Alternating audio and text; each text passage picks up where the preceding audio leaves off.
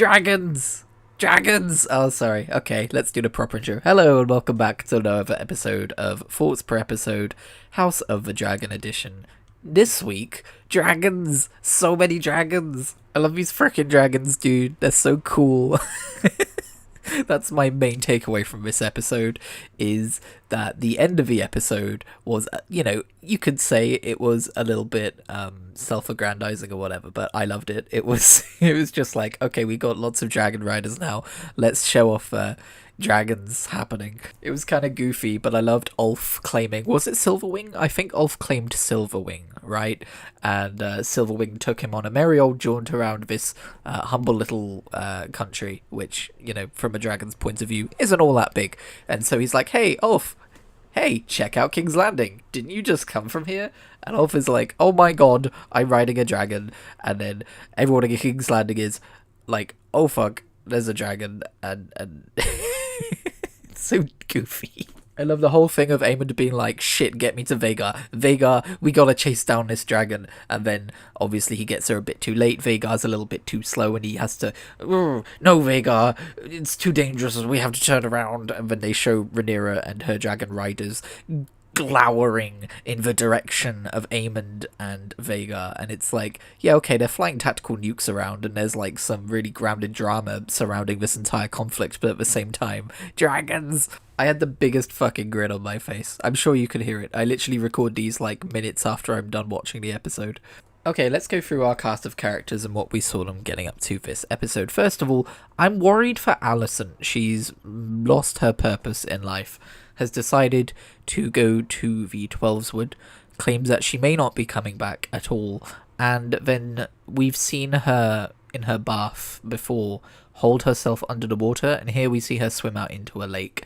And yeah, I'm worried for her. I don't remember what happens. I feel like I should open every video with that. I've technically read through both A World of Ice and Fire and Fire and Blood, but I don't remember most of the events that these series are based on, just because it was a while ago now.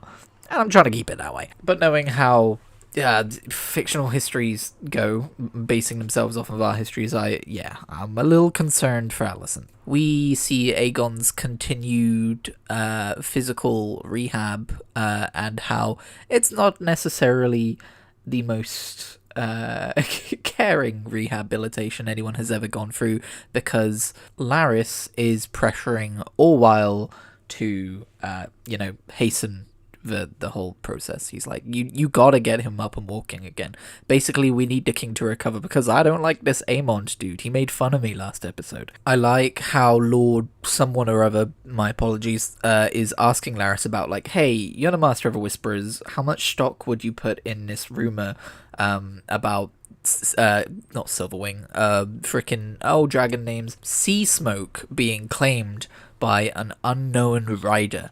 I heard it from this person, who heard it from this person, who heard it from this person, who heard it from this person, and Larys is like, yeah, I wouldn't bother Aemond with that kind of prattle. But you get the impression that Larys does either put stock in this rumor or has already heard it from another source, because he doesn't appear to be surprised, and is just trying to make sure that Aemond doesn't get pre-warning of basically what happens at the end of this episode. Something that also kind of gets lost a little bit amidst the whole, clearly the foreground of what the audience will be paying attention to is people screaming about dragons in the background. That's right, I used foreground and background in the same freaking thing. I'm so good at this. But they were talking about how Daeron's dragon Tessarion is now rideable, is now an asset which can be used for the crown, and that Daeron is preparing himself for war, basically. He's like, alright, I'm all grown up, my dragon's all grown up, I'm going to come along and help you out. I imagine we'll be introduced to Daeron next season, probably. There was a moment when I was like, when they're talking about a dragon being sighted, is Daeron making his debut? But no, it was not. So this episode started with Rhaenyra confronting Adam of Hull, also known as Lord Corliss's bastard number 2. I think he's the younger brother, because of course Adam has claimed Seasmoke, or rather Seasmoke has claimed Adam, and I think it was rather well done, this whole like Rhaenyra being very suspicious and cautious of this person who, from her point of view, has essentially stolen a dragon, and he's like, no, this dragon stole me. But it's in Adam's character to kind of like embrace that and be like, I have a destiny now, I'm important now, I have worth now, because my worth is assigned to me by royal blood and noble dragons, etc. Meanwhile, Corlys talks to Alan and is like, hey, so you might be able to claim a dragon, by the way. We're gonna have to talk about the fact that we're father and son here for a minute. I know it's awkward. And I was like, I don't need that, thanks. I'm good. Although I did like how Alan was included in the whole, like, sending the messages to King's Landing to get the Targaryen bastards to be aware that they have this chance to go and claim a dragon. I like that Alan's a little bit more involved in the plot. It feels like he's more, like, Team Rhaenyra, like Team Black, than he is just, like, a character in the background now. I wonder if he's going to be more involved even if he doesn't claim a dragon. That would be cool. I may be biased because I really like Abubakar Salim.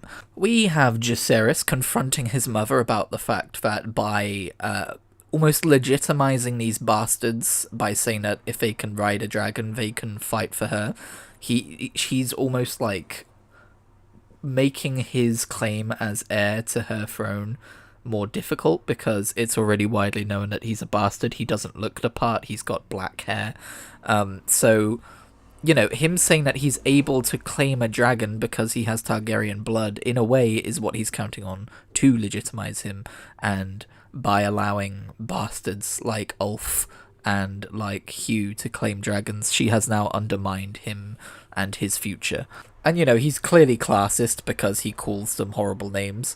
But he also does kind of have a point in that, like, you can almost see the mistakes being repeated with Viserys having a heir who is less than, like, it's not 100%, like, even though he tries to make it, through all of his power, he tries to make it obvious that Rhaenyra is his heir. After he has Aegon, his son, he doesn't, like, continue to be like, Rhaenyra's the heir. He just assumes everyone already knows. And you can almost see that mistake being repeated with Rhaenyra and Jace, because she's like, well, yeah, you are obviously my heir. And he's like, no, it's not obvious, because we both know I'm a bastard. I think it's interesting that in this episode we both have Jace and Hugh kind of showing how ashamed they are of their low birth, of their, well, not low birth, but of their bastardry, I guess. Hugh talks about he was ashamed of his mother working in a brothel, and that's where he came from. And Jace very much gives off the air of he's ashamed of the fact that he is the bastard son of Lord, I always forget his name, Harwin, right? Harwin Strong. And it's so tragic that these people are brought up in this world where their status as human beings is brought into question simply by the manner of their birth, which goes against societal, accepted societal hierarchy. There you go. It's me, resident armchair sociologist. But yeah, obviously this is a story that explores the tragedy of this kind of a monarchical dictatorship, I guess, for both the lowborn and the highborn in many ways. And hey, look, it's a thing in this episode. Okay, on to the next topic. I wasn't surprised that Rhaenyra and Mysaria did not talk about their kiss. I have a feeling there might be some people who are like, oh, so we're just not going to address that? And yeah, they're probably not going to address that because they know it's something they shouldn't have done. I hope moving forward there are more developments on that front, though. I did notice in this episode Mysaria was wearing more makeup, and that's not an accident. That's not just how she happened to look this episode. This is a very heavily produced show where every tiny detail is scrutinized by the production folk, so I get the feeling that the fact that Mysaria is more made up means that, she is actively trying to look nice for Rhaenyra, which is cute. Even though she already looked nice, but that's what you do when you like someone.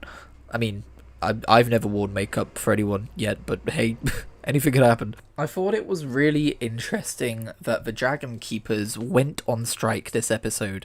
They had that argument with Rhaenyra in High Valyrian, and basically said, this is not the way, like, Obviously, it's very steeped in classism and Targaryen exceptionalism, but also from a more practical point of view, just the fact that they don't really know what makes a dragon accept a rider, but they're pretty sure it's Targaryen blood and that she's putting all of these people in danger. Before we get to the final scenes of this episode, though, we need to talk about Daemon Targaryen and Lord, is it Kermit Tully? I forget which Muppet we're on at this point. Oscar Tully, who is the newest recipient of the biggest balls in Westeros award, because the politics of the Riverlands is all tangled and complicated and messy, and the only way Oscar Tully can see to unite everyone is by denouncing the things that Daemon Targaryen has done in front of Daemon Targaryen,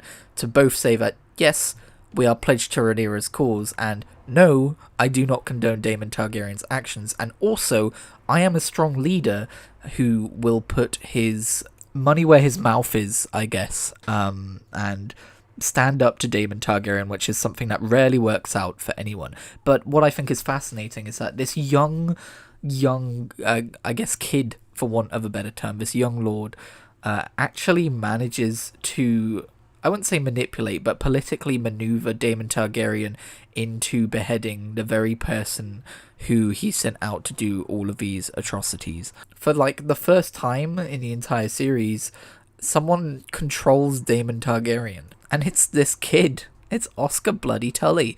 And the actor did such a good job playing him as well.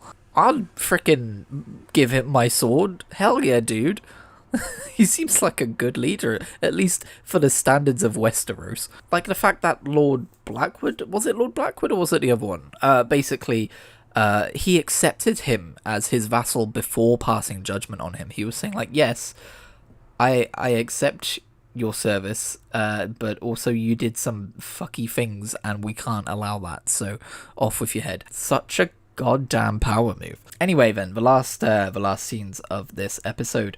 So Rhaenyra rounds up all the Targaryen bastards, says, hey, you're probably gonna die, lol, but you're here to try to claim a dragon. Let's go talk to Vermithor. I love the way she announces Vermithor, by the way. The Bronze Fury. It's like a school trip where she's like, alright, Targaryens who aren't Targaryens, follow me.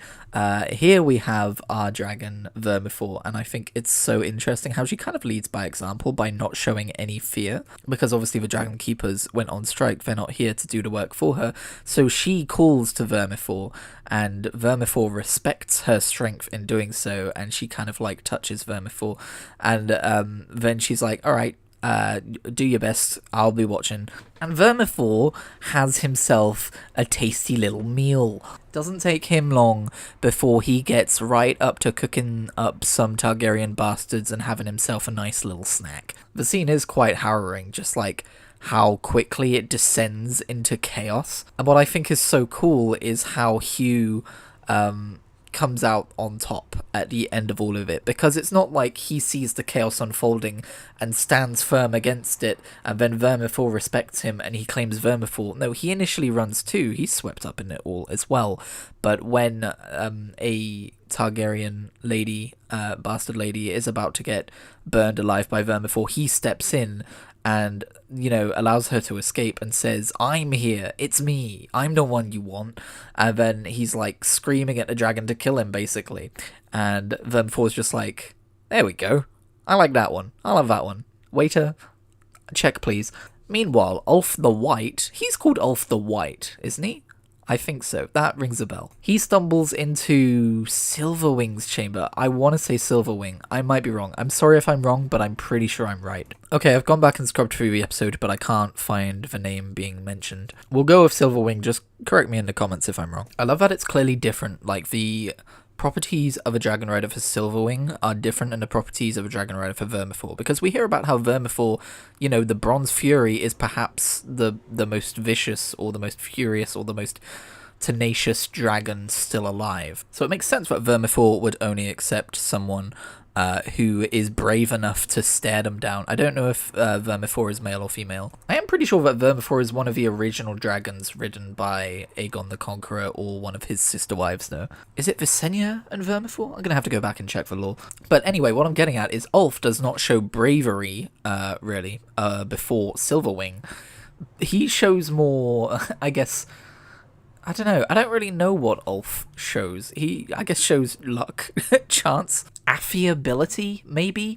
Maybe Silverwing likes what he can sense of Ulf's personality. Like, whoops, oh, I'm so sorry I just stepped in one of your dragon eggs. Shit. Silverwing's probably just like, don't worry, man. I can make more. Come on. I can smell that blood in you. Get on my back. We're going. Get in, loser. We're going fear-mongering. Yeah, I think the dragons are very fascinating.